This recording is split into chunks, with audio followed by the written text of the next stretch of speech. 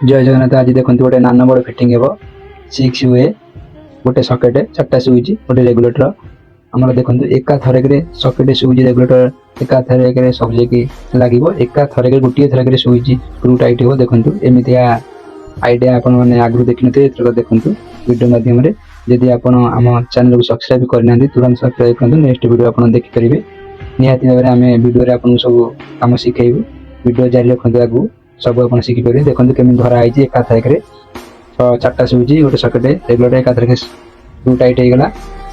एमती आपड़ी करेंगे जल्दी बोर्ड फिटिंग शीघ्र करेंगे। देखो सकेट स्विच तले फेज देवे ऊपर सब बल हो कि फैन पॉइंट देवे। रेगुलेटर देखो हमारे फिटिंग है गोटे स्विच लगिगला। सकेट देखो सकेट एन आ एल देथिबो बाम पटे एन डाण पटे एल देथिबो। एन रे आपण माने देबेनी केबे स्विच रु एन बाउलर एमते देई दोनथि। एन सब मन रखनु सब बळे न्यूट्रल एन देबे। देखंतु आम बोर्ड फिटिंग सरी गला। जदि आम वीडियो आपको भल लगी थाए लाइक एंड सब्सक्राइब करंतु। कमेंट रे जणांतु केमते वीडियो लागिला। अधिक अधिक शेयर करंतु।